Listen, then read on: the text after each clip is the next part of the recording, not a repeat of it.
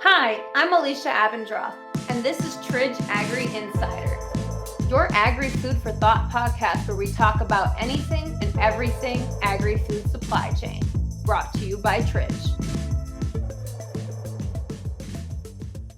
Jeremy Knops carries the important role of Managing Director at COLEAD, a not-for-profit committee designed to promote inclusive and sustainable agriculture.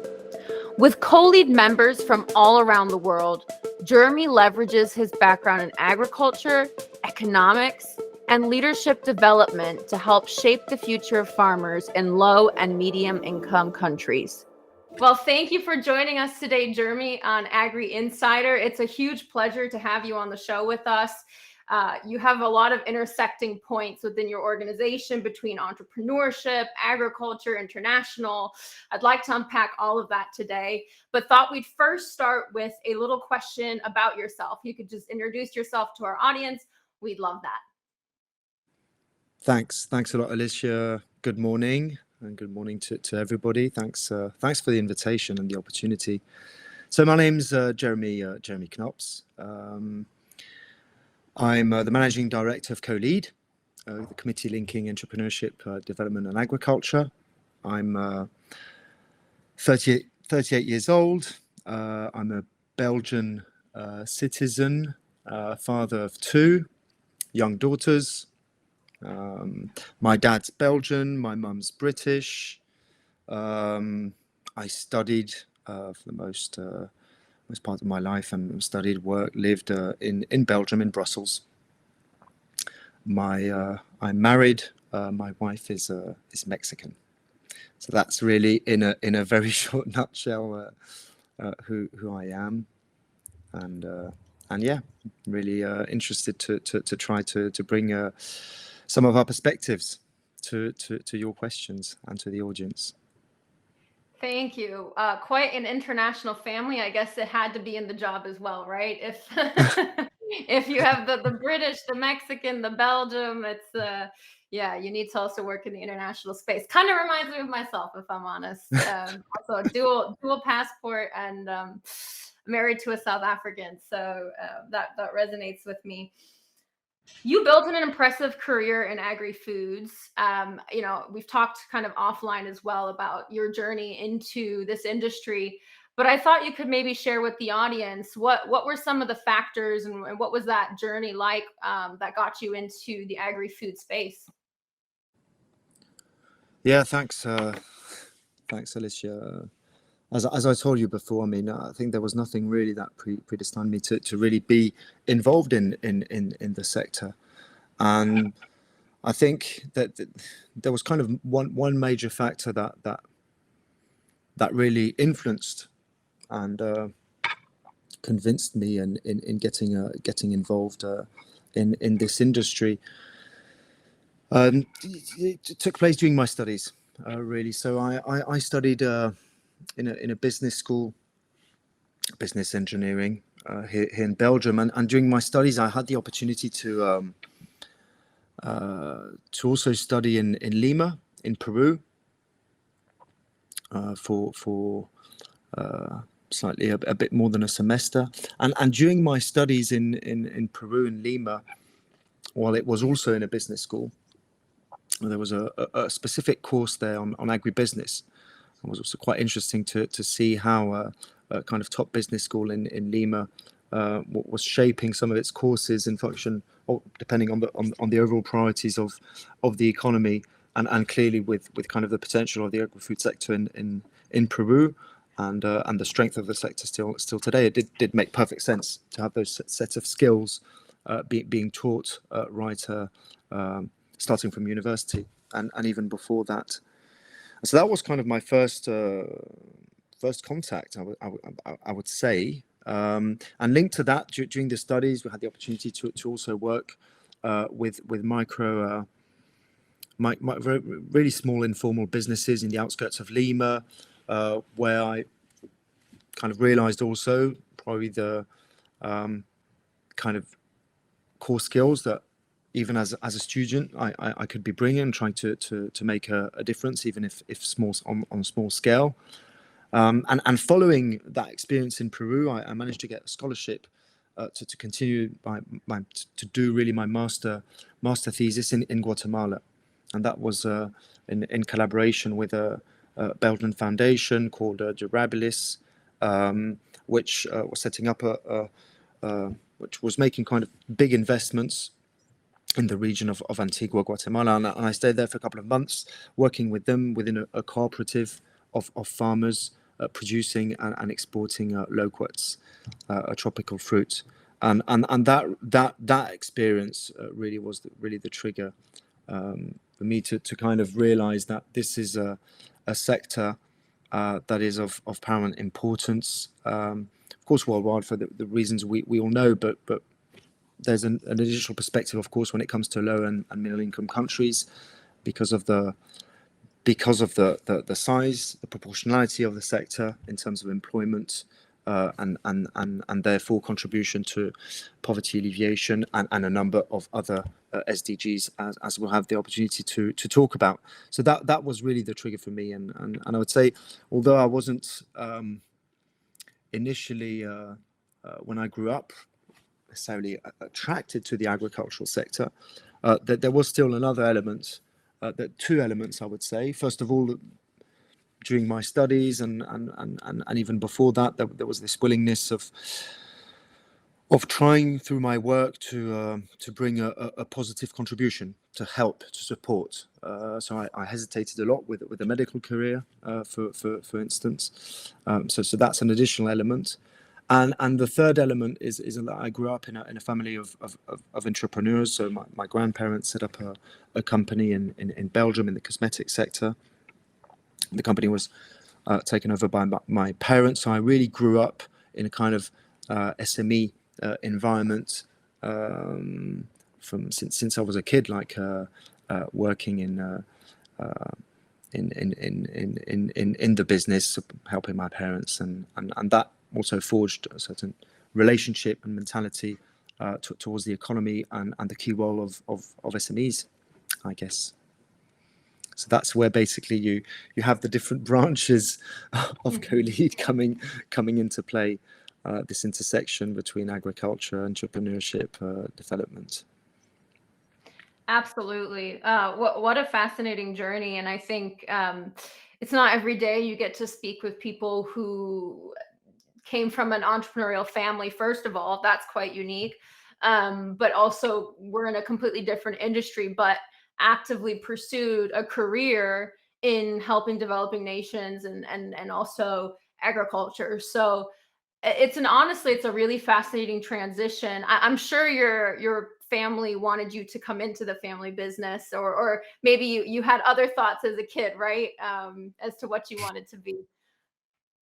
Yeah, well, I wasn't really sure, but it was more like this willingness to have this feeling of really contributing to something, to supporting, to helping, but at all levels, I would say I have been, and I'm still also involved in parallel to my role as managing director of COLEAD with the family business. I would say actively as one of the directors also of the company. Of course, not involved in all the day-to-day operations, but still following very closely with my parents and with the management in place, the evolution and the key strategic directions the company is taking. But yes, I mean, since I was a kid, it was really, I was always very interested in history also, but also kind of hesitated at some point, as I told you, with really a medical career. That was kind of one of these turning points in life, I guess. But without any regrets today, of course. I'm extremely grateful to be able to have the opportunity to do a job where there's a true sense of meaning and purpose. I think in Yeah, today's world, it's important. I agree with you, and I think it is extremely meaningful work. And I think it's interesting what you said. I mean, coming from a family business myself, I think working in the SME space, but especially being in a family that has a business, you really gain a unique perspective. And you just mentioned this, you know, on the way the world works. You see it from a young age. You know, you're hearing about, oh, the balance sheets and how does everything work financially, and you just grow up with a very different input or insight. And I think, you know, it's you mentioned it kind of guided you right into your career, these firsthand experiences you had through your family. Mhm. So what I'd like to understand, Peru was your first time in Latin America back then, right? Yep, that was Okay. 2021. Yeah. Okay. So when you were in, you know, this was a first time in a developing nation. And I guess back then too, Peru was still trying to establish itself as a major fruit grower, you know, was making moves to play in the international space. What were some of these kind of insights you were seeing on the ground when you were there? And I guess what, you know, when you took that first agribusiness course, what were some epiphanies you were having back then? And they may or may not relate to kind of the family business element, but I'm kind of just curious to see what you were learning on the ground back then. Yeah, well, what I was learning really on the ground when it comes to kind of the agri-food sector was more theoretical, because my real contact, I would say, first hand tangible contact with the sector was more in Guatemala with a cooperative. But from a theoretical point of view, what really fascinated me was the complexity and the numerous branches that were touched upon through the agricultural sector and say agri-food in particular. I mean, it is extremely complex. You're working with nature, and at the same time, you're of course trying to apply kind of some of the best practices known, or which have been developed in other sectors of the economy, but you can't necessarily apply them exactly in the same way because of this link, and beyond the link, because of the nature of agriculture, with everything that it entails. So that was really kind of for me the eye opener, and what really attracted me, and the diversity in terms of jobs, of types of knowledges, ranging from scientific, practical, managerial, and yes, the kind of I really grew aware of the fact that it is a sector that if I wanted to try and bring a small contribution, it did make perfect sense to try and work in in this sector because of the numerous dimensions, being on food security, environmental protection, social empowerment, poverty alleviation, that you could be touching upon. So that was kind of at a theoretical level, and then at a more practical level in Guatemala. That's where I really faced the kind of reality of what it means to not necessarily have 100% control of what you do all the time as a farmer, because of a number of external environments, external factors, and that being said, the kind of vulnerable positions you can very quickly be in, if you don't necessarily have the right strategies in place, or if some kind of strategic choices are not made from early on. So the typical example is the risk of over reliance on selling only one type of product to one type of market, with a continuous evolution in terms of what these markets require and the types of investments that are required at production and different stages of the value chain, and that kind of complexity brought down to the reality, the socioeconomic reality of an individual farmer in a cooperative in Guatemala can mean, from one day to the other, having revenue, not having revenue. So food on the table, don't have any food on the table. Can you pay for education, healthcare?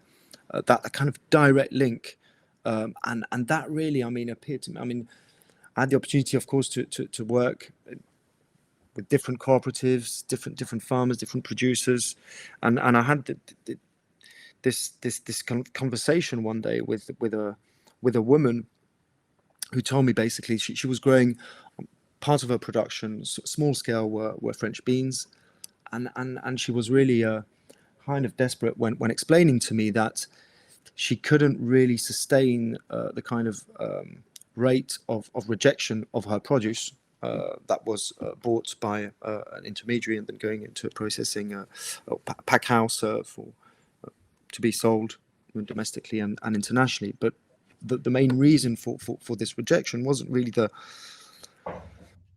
fact that the product could be eaten or not. It had mainly to do with what these are called marketing standards. So the size, the shape, etc.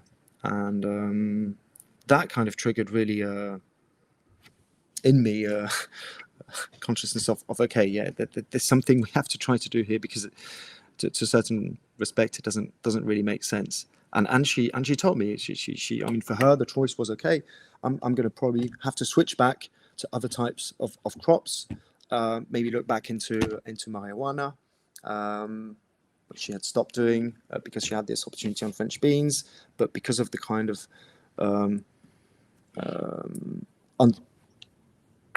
lack of security in terms of revenues that this was bringing, because of the fact that it was extremely difficult to comply on a regular basis on a number of requirements.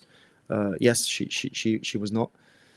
It was not sustainable. And again, these here we're talking about requirements, which are marketing types of requirements. The product can be eaten. I mean, it's not a problem about the intrinsic quality in terms of nutrition or food safety.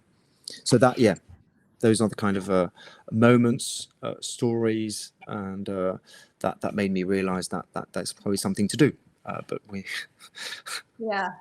No, step by it's step. it's extremely moving, and you hear that story time and time again. I mean, I experienced it firsthand. My family has a commercial apple farm, and you send your fruit to market, and you think, oh yay, my job's done. You've put it in bins. It's at the distributors in the distributor's possession. But what you don't really, or what people don't realize, is that you're actually still an owner of those goods, although you don't physically see them, have them, especially in the Apple industry, for an entire year sometimes, until they decide to pack it and sell it and move it.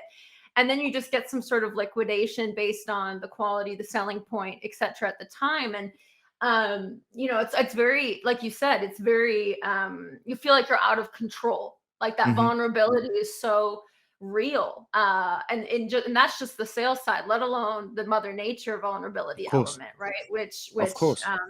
is a whole nother beast of its own. So I think that's a really interesting case study, because this sounds like a smaller like single shareholder farmer. Yeah, no, it was we're talking about small scale individual farmer that was formed part of a group. Not even sure if it was a formalized group or cooperative, but kind of really the small scale farmer in a vulnerable kind of a vulnerable position. Yeah.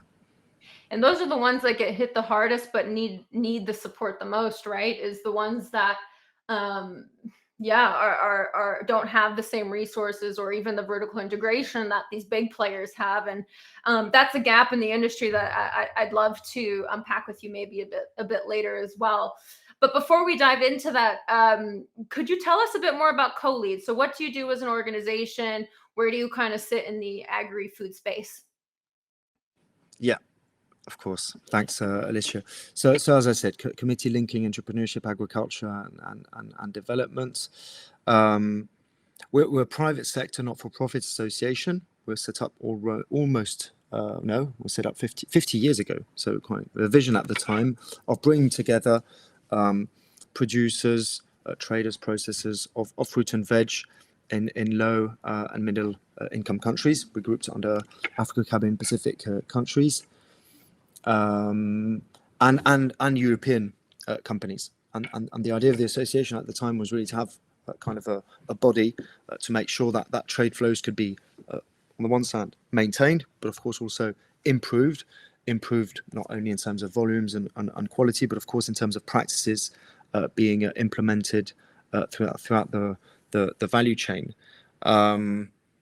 Our mission today is really kind of resonating with this fact of the recognition by a number of donors, amongst which and in international institutions, amongst which, of course, the European Union, the Organization of Africa, Caribbean and Pacific States, bilateral aid agencies, UN agencies of the strategic importance, basically, of the agriculture, agri-food, and even in particular the horticultural sector in achieving SDGs. So today we really define our mission as facilitating, implementing all activities to make sure really that we can increase the contribution of the agriculture and the horticulture sector in particular to achieving SDGs. And our angle to achieve that is really by focusing on the human capital. And so that's growing people. That's kind of our vision encapsulated in 2 words, is that we need this continuous investment in the human capital, in people, at all stages, throughout value chains, in light of the challenges, of course, we're trying to overcome, but also in light of the opportunities which are out there. So that's really in a nutshell. And so in practice, basically today, we kind of a hybrid organization in a sense that we as I said, we're a private sector not-for-profit association with a membership base.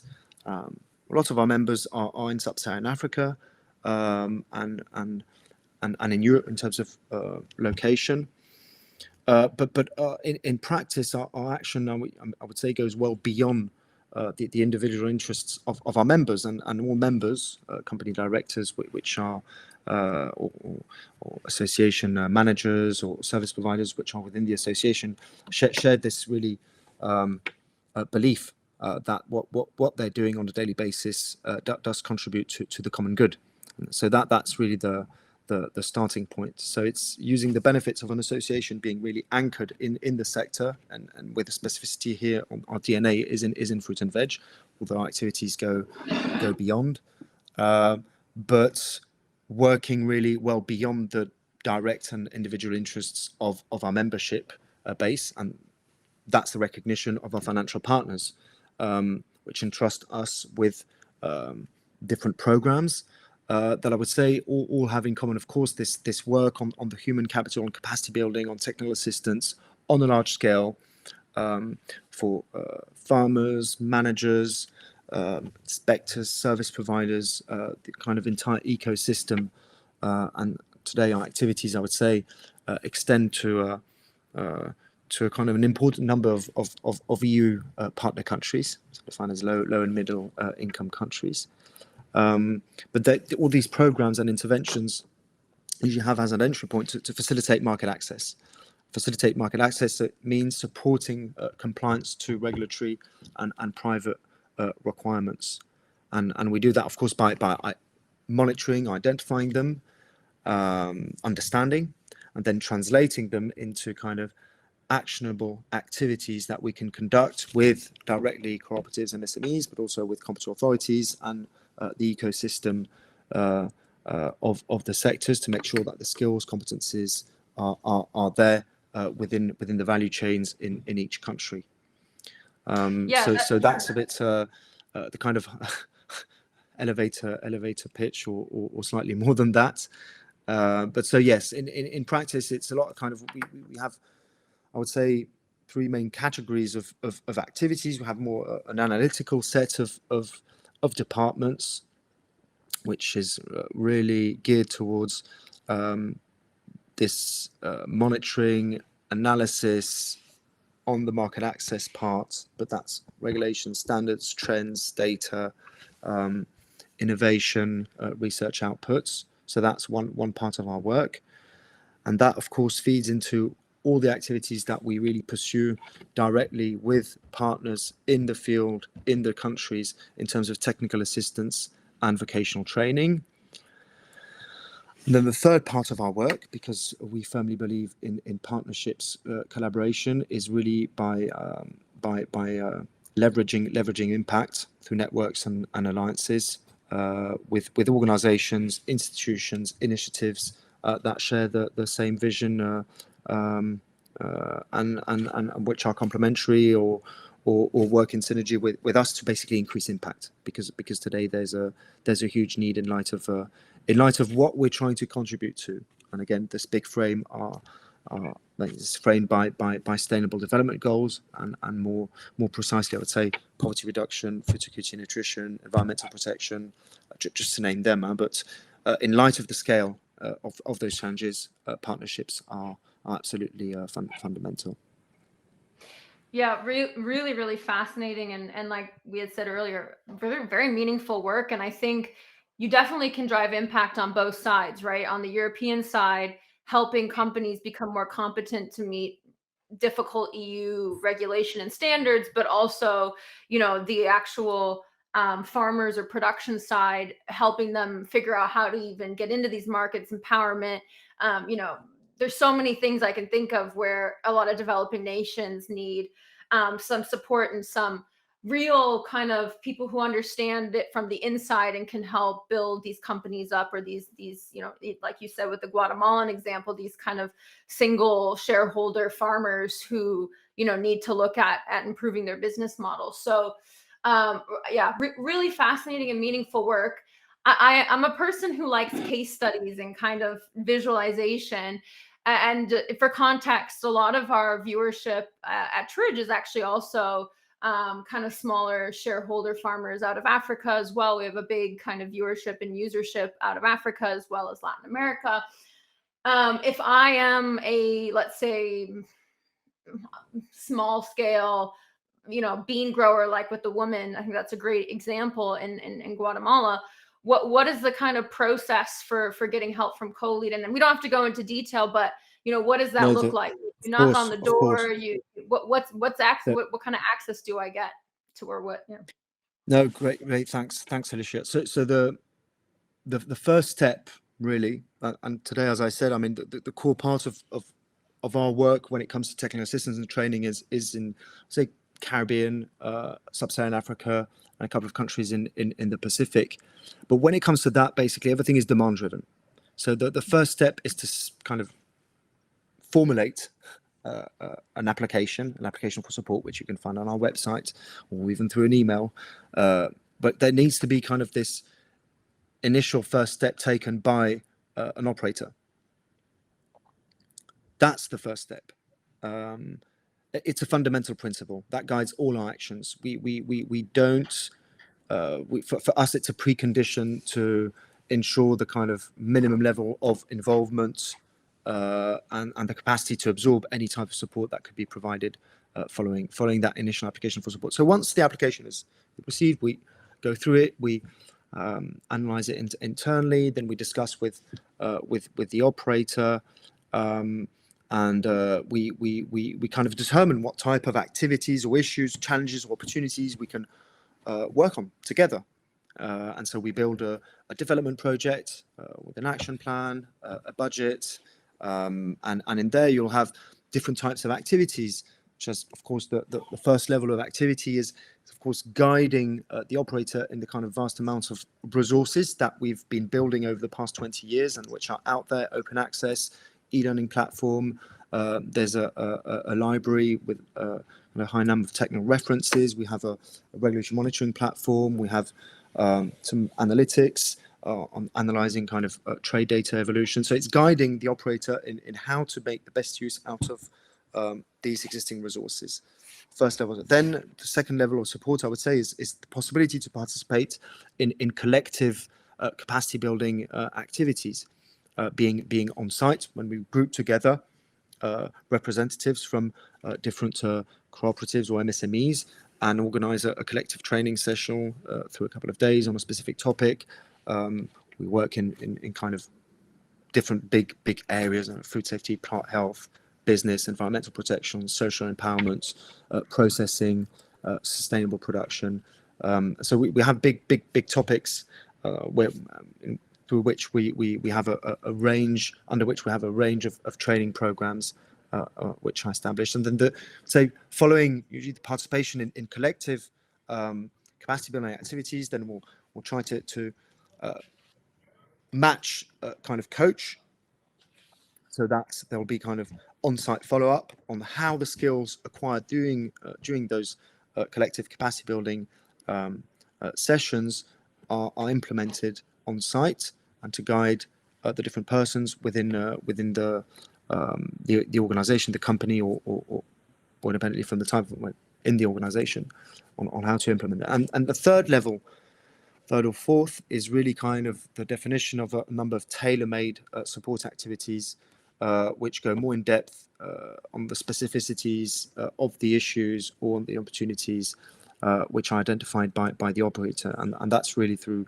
technical assistance, experts going on site and working hand in hand with the manager or with the supervisor or whoever the person might be in function of the topic that's being worked upon. And so we have a budget, and then we implement this together, we monitor results. So that's in practice the kind of typical trajectory under kind of a couple of our programs that we are currently managing.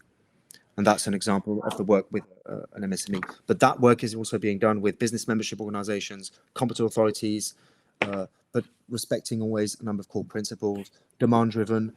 There's always also a definition of key roles and responsibilities on both sides. Usually there's a cost-sharing element in it as well, which is also fundamental. Yeah, and it's really a kind of co-creation exercise and working hand in hand. We have a very strong non-substitution principle. So all our actions are guided really by, to the best of our ability, bring the person in the best possible condition to make the best informed decision based on their situations. We are not, it is not possible for us, I mean, it is not our role and it's not our vision on how to work with partners to dictate or tell what has to be done. There's a multiplicity of factors of relationship towards risk that we simply recognize, and so our goal, our framing position is really to enable people to make best informed decisions. That sounds like a slogan from Tridge. we also like to enable the industry to make more informed decisions, and I think there's so many ways that can be done, right? And I really appreciate that case study because it really brought to life to me how if I were to start a small business, or if I was in Africa or whatever, right, I could actually really gain access and a lot of hands-on help. I mean, what you just described sounds almost too good to be true. I mean, you're getting real on the ground, even support at times. Yes. That's amazing. Yeah. So so our challenge really is how to kind of bring it to the next level, working on a larger scale. We are, I will not use the word overwhelmed, but we receive a lot of applications for support given our size as an organization, our budgets, and even with the continued commitment and trust from a number of financial partners. Still, today we're facing too many demands. And so the whole idea of how we are working internally is to kind of always make sure that we have, or to build up our resources and our organization in a way that we at least always have a first level of support to provide, or a first orientation. So there are two key words we usually use when explaining also who we are as an organization. We define ourselves as a network with different communities, and we can put people in contact with each other, being businesses for B2B relationships, but being also to identify expertise in specific areas, so we can bring people together, we can connect people. So there's a network dimension and a toolbox dimension. And we have to be in a position where we can always bring a kind of first level of support. Then for the rest, it's also up to us to be able to continue to convince decision makers of the importance of the industry, the sector, especially given kind of the current and highly disrupted environment, and to continue to have these investments because these are investments, and this is work that goes beyond again each individual situation. It's contributing really to the common good. Yeah, it is a big, I think, like I said, I think there's a lot of benefits even for the demand side, let's say the European buy side, It's just a matter of getting it out there, and hopefully our podcast can help with that. You just said something really interesting, though. You said the current disruptive environment. Do you mind shedding a bit more light on what you mean with that? You have me really curious. Yeah, well, I won't be revealing anything extraordinary. I think we've been witnessing during the past couple of years a number of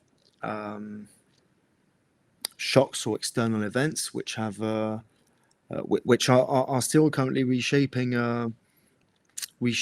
the world, basically, and of course this affects the agricultural sector, and will affect and is affecting some countries in different proportions.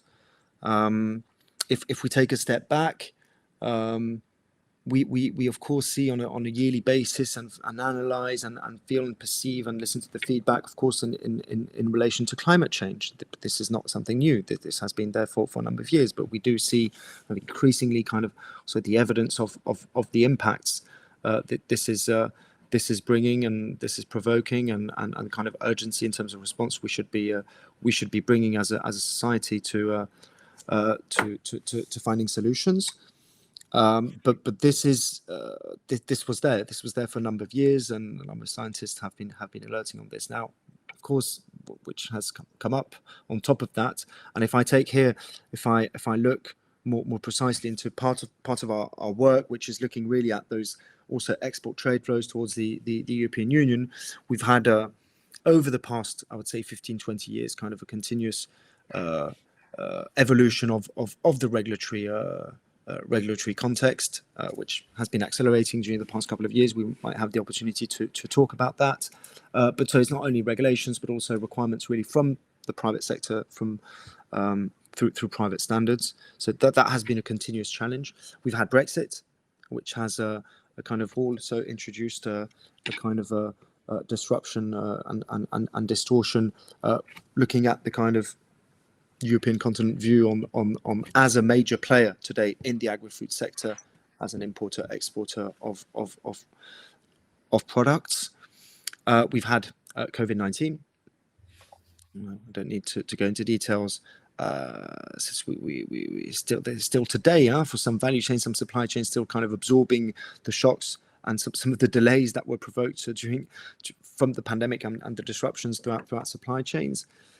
Then, of course, have the war in Ukraine, with also the specific consequences for the agricultural sector. And so, just to name a couple of these elements, it's kind of recipe to a certain regard for a perfect storm, where this brought us really to kind of increasingly be looking at understanding also what was happening in different parts of the world, and joining kind of a global fresh produce alliance with actors from all continents, because there was kind of this common recognition of the urgency to better understand the first and foremost basic dimension of what we're talking about, to ensure kind of a minimum economic viability of a number of value chains, which has not been the case for everybody across sectors, and which is still not the case,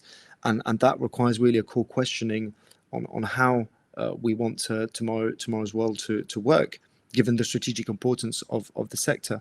So that's an example really of the type of work that we're trying to continue to do, to sensitize on the kind of overall, and here it's with a specific view on fruit and veg, but the same can be said for other subsectors of the agri-food sector, of the kind of importance, again, for the world, for ourselves as a society, of the fresh produce sector, contributing to really the common good.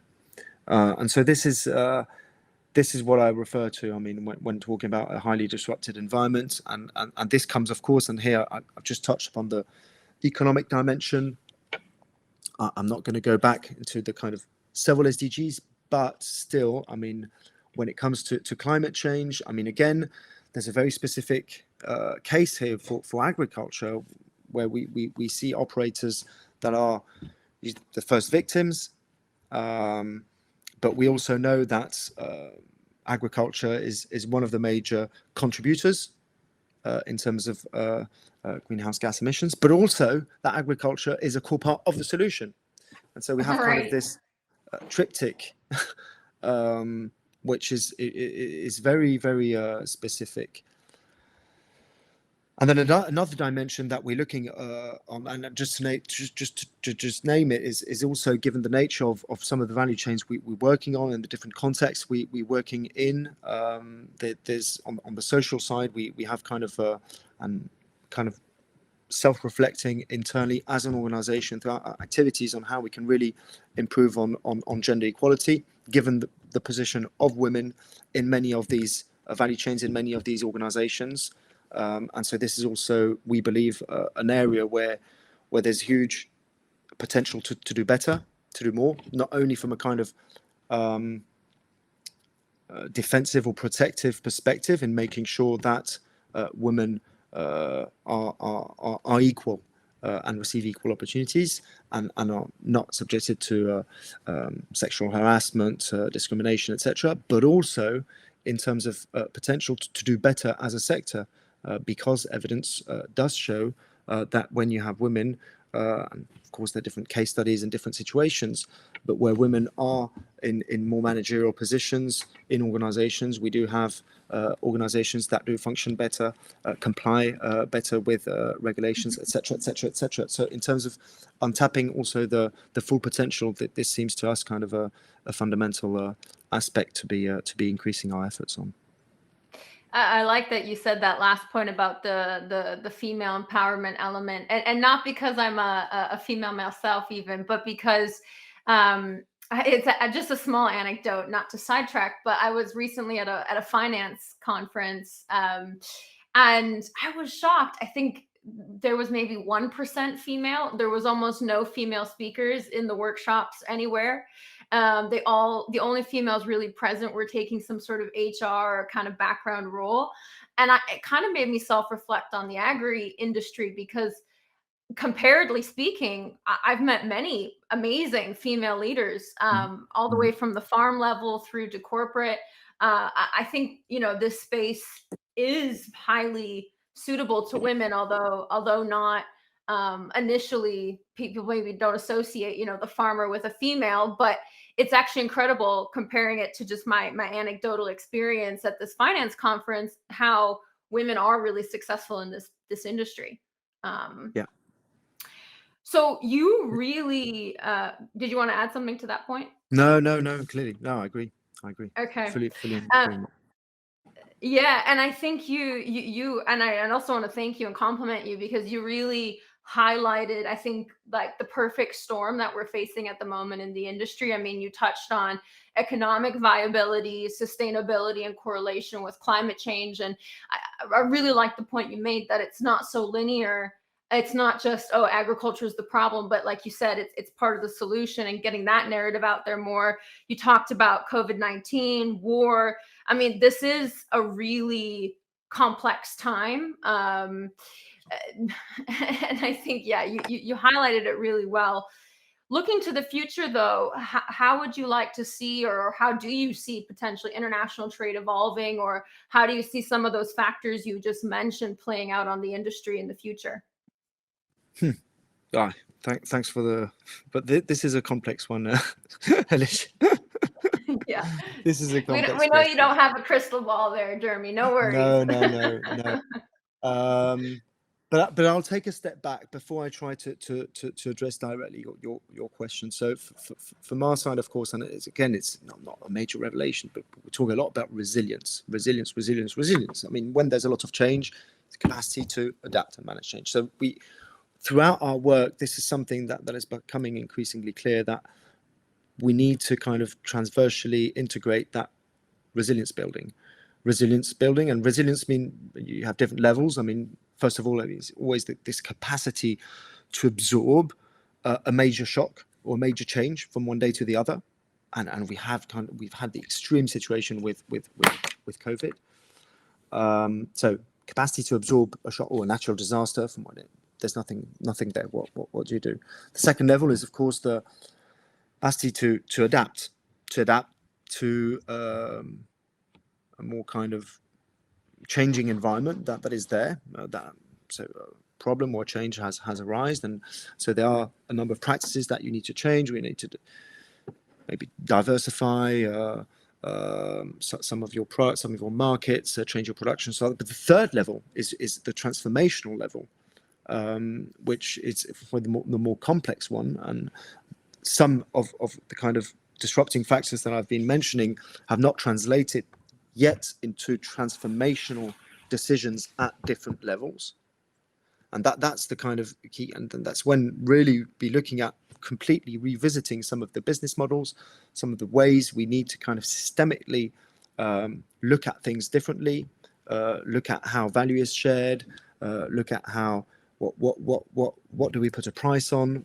And those are kind of the more transformational changes that are needed, which will require a range of elements, of course, starting from investments, commitments, but investments, it's usually always said, so it's in the human capital, it's in infrastructure, but it's also in relation to innovation. And I think it's a key element that we've seen also during the past couple of years in terms of outputs from research and innovation, so some major developments. Now, one of the challenges that we feel and that we see in kind of different environments, different contexts around the world is kind of the capacity for already existing and proven innovations, which are maybe in some parts of the world not so much innovations, but how to make them available. So there is a clear need to continue to invest in research and innovation, but these are cycles which usually take 10, 15, 20 years. And today there's an urgency that does require also us looking into how to make more available what's already there for all. Now, to come back to your question, if we look, and it is impossible to have a kind of truly global overview, but there are kind of some generalities which are being said. I mean, in terms of international trade, like going back to kind of more direct, short distribution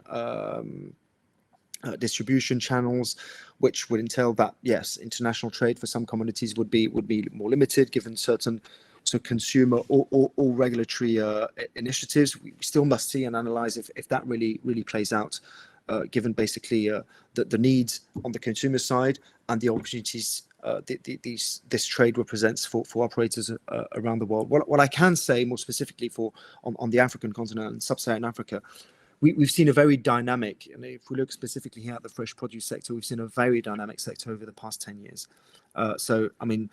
Production has increased, quality has increased, sales are increasing on all markets, being domestic, regional, international. So it is extremely dynamic. More processing, more added value is being brought at source. So in all that respect, there are a lot of positives in what is happening there, but there are some kind of underlying dynamics which will affect the kind of relationship of companies on the African continent with other continents. One of the key opportunities, of course, in sub-Saharan Africa relies directly on the domestic and kind of exchanges between countries on the African continent and between regions on the African continent. And in that sense, the Africa Continental Free Trade Agreement would clearly plays a key and promising role, but it will, of course, imply some challenges on the quality infrastructure and regulatory side. But so, yes, challenging periods for international trade, and we've seen some extremes during the past couple of years when it came to, when we talk about international trade, we talk about logistics. Some extreme situations when it came to logistics, which are progressively, of course, being resolved. We don't necessarily ourselves here perceive, and we don't nor ask. I mean, especially from an African perspective, we always adopt this view of the complementarity between these different trades and what this can bring. If we look at usually this view of it's bringing back into perspective also these export trade flows in terms of importance when you look at total production and the amount of produce that's being kept within the country and the kind of positives and the spillover effects from those trade flows with other countries.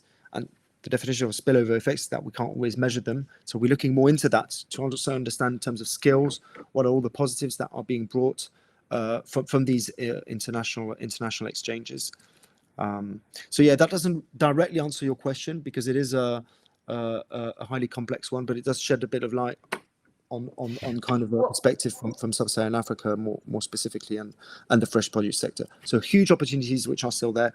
Of course, some big challenges, but not unsurmountable. But we need to continue to work. I think a lot of things we know what to do. It's about scaling up, doing it more quickly, and having kind of clear also policy environment and guidelines to make sure to stay on course, basically, because things take time. We're faced by urgency, but also change takes time. And so there's a paradox there that we need to deal with. And the relationship to time, that is something that I find in also our world and our society extremely fascinating, which has been also distorted during the past 20 and maybe with another evolution during the past 5 years. Yeah, I couldn't agree with you more. I think that fast changing environment, there is a paradox there. But really what I think I kind of heard out of what you just said is that the future is happening today, right? I mean, you can look into the future, make predictions, but really and I think we're in a time of change. Like you said, it's a turbulent time. The decisions we're making now, I think, will have bigger impact on the future than even 5-10 years ago. Let's say pre-COVID, I didn't have the sense that, you know, the playing field was there for the taking, or the playing field was there for change. I feel like there is a big energy of change all across sectors, right? But especially in agriculture. And a big part of that, you know, a key element of change is what you said, the systemic element. And you're not the first person to say that, actually, on Agri-Insider. You know, a lot of people come back, professors, people who've been in the industry for 40 plus years, and say it has to come from a systemic level. And you know, what is the systemic level? It's often government and policy, right? So you can see where I'm going with this. I ask myself a lot right now, and this is the part that a particular topic that really interests me.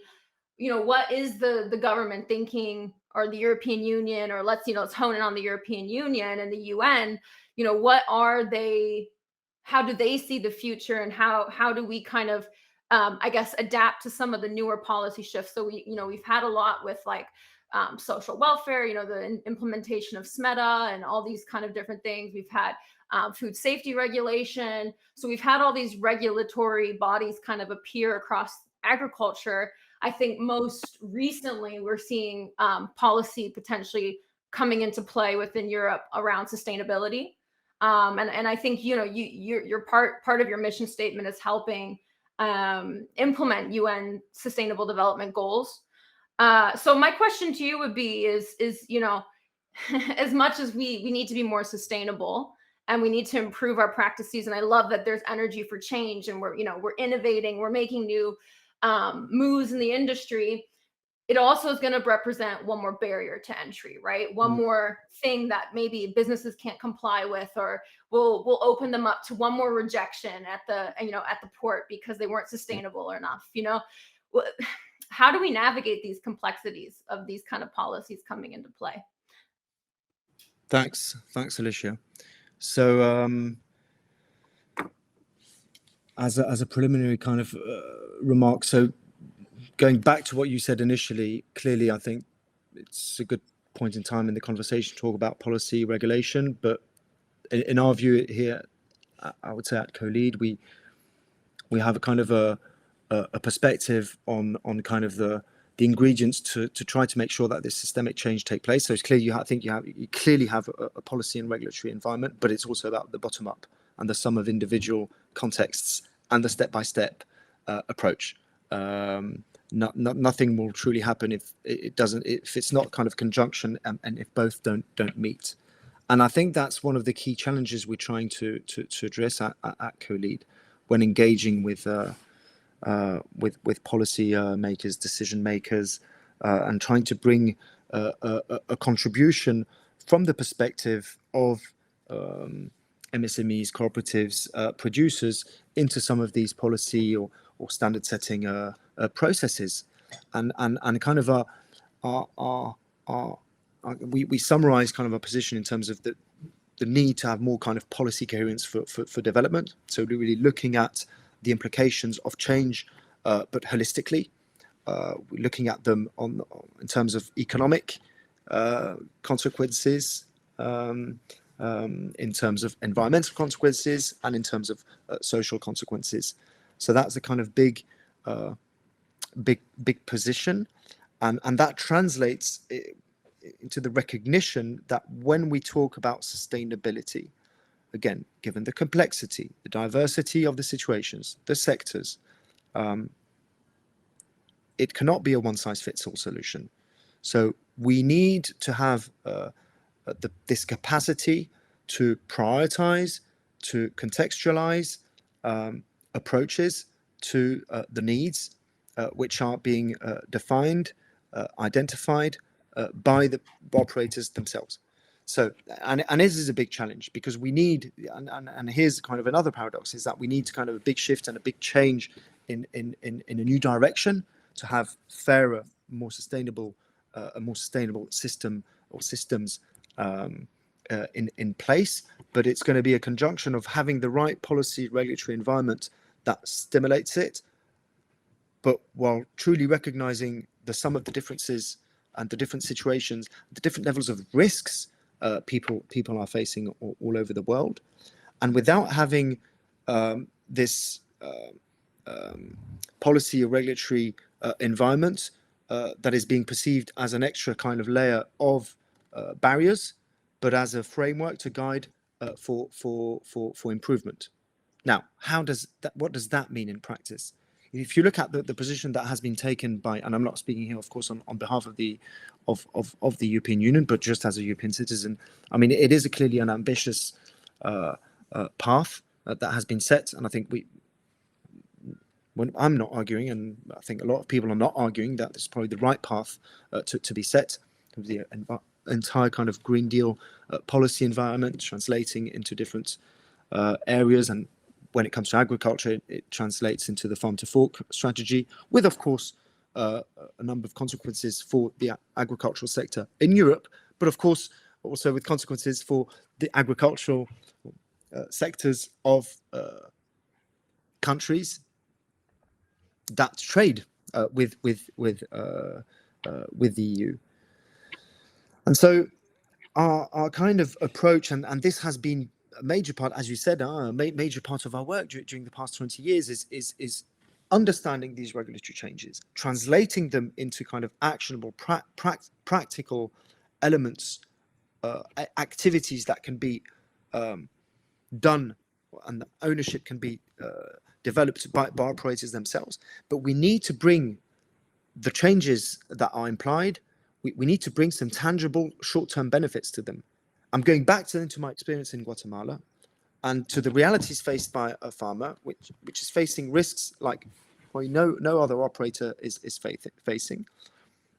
I'm not only talking, of course, about Mother Nature, but also the whole range of external factors affecting agricultural value chains. So the type of levels of risks that are bared by individual operators or by an MSME, in light of some of the changes that are being required, we need to find their middle ground to target and focus some quick wins, but also some of the changes that can be brought and have kind of, by quick win, I don't necessarily only mean kind of marginal changes that won't make a big difference in terms of environmental, but there are always some quick wins which can be identified. While we have, so it's developing a short, medium, long-term vision, but always bringing it back to some tangible benefits for the operator, and that's our philosophy. That's what's guiding us. Now, it is a challenge, and it is a challenge that is increasing because of the ambition that is set by the European Union, and so our role is really to try to make sure that these changes, first of all, are identified. It's already a challenge in itself. We have kind of a specific program that looks into this to monitor the different changes that potentially affect all operators willing to trade agri-food products with the EU. They have numerous changes. So it's identifying them, explaining them, and then progressively breaking them down into kind of concrete actions that can be undertaken. And when we get really at operators level, and maybe I'll stop there, kind of the perspective I can share. One of the elements that we've identified over the years is the kind of strategic and crucial importance in terms of data. So the kind of fundamental skills which we believe are needed in order to be able to move forward is this capacity at individual level to be looking at data, to be able to collect, measure, independently from then the certification scheme that you'll be moving towards, independently from the regulatory system you'll be facing when selling your produce on that market. There's a need for data. Once you start looking for data, you can usually identify some very interesting wins. You can identify areas where you can reduce costs, where you can probably work on your yields, etc. And you can reframe that and bring it back into perspective, into kind of a journey, a continuous improvement plan on sustainability on all fronts, and move step by step towards that direction. But it is, yeah. So I'm trying to bring the perspective of our approach that we take when working with MSMEs, and at the same time, kind of voice on the scene for more policy coherence for development, looking really at consequences, but on all fronts, and the recognition of these different contexts around the world. And if we go even beyond that, of course, the different levels of responsibility different parts of the world have when it comes to if we look just at the environmental situation in which we are. Your feedback really gives me some hope, actually, in the context and in light of sustainability and kind of some of the new policy or regulation that could be facing farmers in the future. Because sometimes, and this is just also being quite honest, is I sometimes feel like we're building more policy upon a broken system. I mean, you mentioned it, farmers are still trying to make ends meet, survive catastrophic climate events. They have so many issues facing them. And, as we look toward a more sustainable future, obviously regulation is a big part of that. But, making it, like you said, tangible, and also bringing some relief. That's what I hope. I hope, like you said, bringing some short-term wins, bringing some short-term, feel goods even. Because if it's just one more regulation, I just feel like we might be on a path of over-regulating and our going in the farmers. opposite direction, and then going in the opposite direction, basically. Yeah. And clearly, there's also that risk which is still there. And I think we're not the only ones working, I think, with this philosophy. And I know, I'm sure we're not the only ones. But again, I'm going back to the scale of what we're talking about. So it does really require kind of a concerted, more collaborative approach. It requires more collective intelligence. If we look at the core skills behind that, which are probably most needed in today's world, I would personally then identify the listening part. I think we really need to improve our kind of listening skills. Something that I apply, of course, to myself, that I want us to apply to ourselves as an organization. And it's something I think we need to apply also through our outreach with others in terms of improving our listening skills, which is, for me, the fundamental to be able to start understanding the other ones, or other organizations, other people. We need to listen to understand, to be able to build solutions together.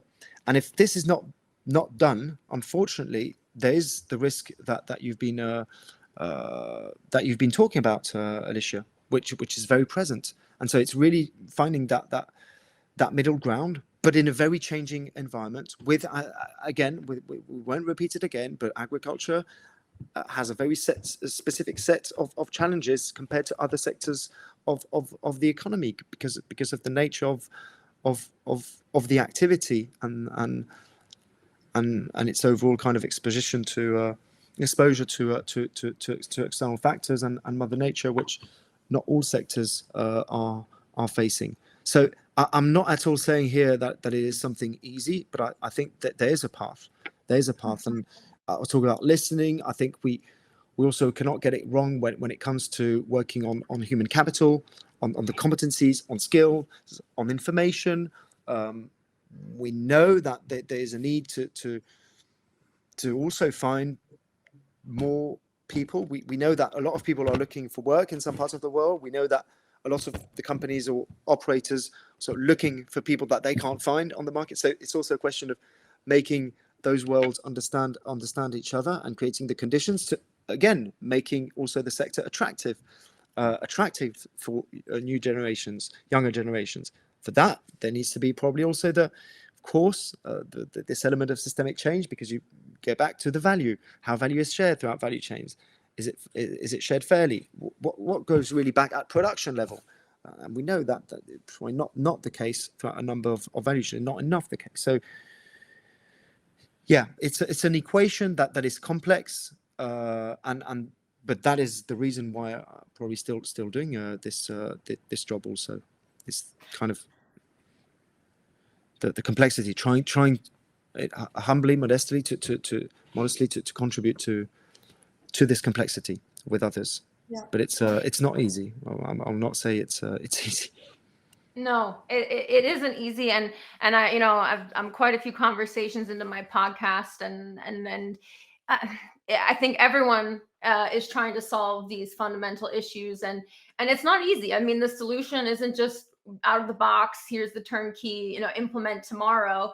There's so many perspectives to take into consideration. So many, input, output. Being a policymaker in their defense is a very difficult job. How do you navigate all of those different perspectives? But at the end of the day, one thing holds true in this industry, and that's that we feed the world, right? Mm-hmm. And everyone wants to eat. No one wants to go back to a time where, like even during COVID, the supermarket shelves were somewhat empty, or even before that. I mean, people romanticize sometimes the life of living off the farm, but it's tough. I mean, we can't have our desk jobs then. We can't, so I think there's this kind of, and that's, I guess, my, sometimes I need to remind myself, let's remove all the clutter, all the noise, all the policy and this and that. We feed the world, right? And that is so important. I guess that leads me to, I have a lot of questions I'd like to ask you, but for sake of time, I'd like to hear from you on one last point, because I think, it dawned on me also through our conversation, you work with African suppliers very closely. African suppliers are a big part of your kind of membership group. Mm-hmm. And you also mentioned previously there's consequences potentially of all the legislation for European suppliers. And I think what we're seeing is a bit of a changing landscape, right? Africa keeps becoming more of a buzzword. Europe, I hear, I had a German woman on, she said, we're being basically forced to shut down due to many different reasons in the pork industry and a couple other industries within Germany. What role will Africa play in the future? And it's just a question that's been looming ever since we started the conversation, that I'd love to get your perspective on. Again, vast and complex question. I'll try to shed some light there. I think first and foremost that the role Africa wants or desires to play is something to be defined by African leaders and themselves. So for me, the perspective I'm bringing here is the perspective of a European, of a European citizen. I think as a European, we are extremely linked with the African continent, and that if we do not make sure to strengthen our links, to be in truly partnerships in win-win situations for the 21st century, I think we'll be not only missing a big opportunity for both continents, but also provoking or contributing to bringing kind of unstable situations which will affect also other parts of the world. So I think because of demographics, because of the demographics in Africa, because of the huge potential for growth which is taking place, because of the natural resources, because of the talents, because of the culture. Because but I'm not speaking objectively, of course, because I've been almost traveling and working in partnership with colleagues from all over the African continent during the past 15 years. But I'm more than convinced. I really think that it is that Africa holds the keys to some of the issues we are facing worldwide as a society, and not only on the rational part, but also on in other dimensions that we haven't explored today. But I really think we have a lot to learn, and but the key is going to be this idea of having partnerships and balanced and win-win situations, and we need. But again, I'm going back to the capacity to listen and understand understand others from different cultures. Again, Africa and Africa, it's a bit like the question of, okay, if we look at the international trade in agri-food. So if we look at Africa, the African continent, huge diversity in terms of people, cultures, which of course are all on the same continent.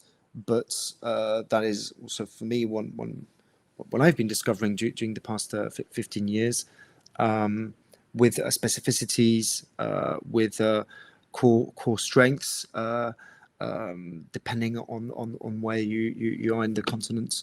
So yeah, I mean, it's fascinating, and I think, yeah, it's not a hype. I mean, it's, for me, this is something we are living really on a daily basis. This is where part of the future is currently being written, and not only the future for the African continent and Africans, but also part of the future of the world. I think you said future in Africa in the same sentence 3 times. So I'm gonna hold on to that. I think you're right. I think there is a huge unknown, but potentially extremely interesting synergy that could happen between the two continents. And honestly, I couldn't agree with you more. And I appreciate you sharing that last insight on my slight curveball question here toward the end of our episode. So last question before we conclude, is there any final words you'd like to share with the audience? I mean, you've been doing this for 15 plus years. Your passion for the industry is obvious. I mean, there's no hiding it. Is there anything you'd like to share with the audience? Thanks. So maybe as a conclusion, coming back to a couple of things that I've said, I think the step-by-step building, brick by brick, I mean, it's important. Relationship towards time. Some changes take time. We need to allow that time and give us also the space to be able to drive those changes. The values, we haven't spoken about values, of course, the values of COLEAD, but also, of course, which I share, but I also have my own personal values in terms of what I want to try to transmit, to start with my kids, and I think today we need this relationship towards work, the commitment, effort, that is important because of, again, the challenges, and it will require work and efforts. And I think this is something we need to clearly keep in mind in our societies today throughout the world. I'll come back to the core skill: listening, and of course being able to, after the listening part, translate it into kind of tangible activities we need to be doing. So clearly, understanding part is fundamental. I mean, but we also need to continue to do faster on a larger scale, for all the reasons that we've been talking about during the past hour, Alicia. Wonderful. So much good content there, from values to being in action. I couldn't agree with you more. And I'd like to, we'll have to stay in touch, and maybe we'll do another podcast on specifically the Africa Euro dynamic and how that plays into some of the kind of maybe problems that we're facing as an industry. I think there's some interesting connections there to unpack. But we'll conclude for today. Thank you so much for your time, Jeremy. It was such a pleasure talking with you today, and also learning more about COLEAD. No, thank you. Thank you, Alicia. It was a pleasure. The pleasure was mine, and thanks again for the opportunity. Looking forward to speaking with you soon again. Thank you. This podcast has been brought to you by Tridge, the leading global intelligence and networking platform for agriculture. Visit us at www.tridge.com to find out more.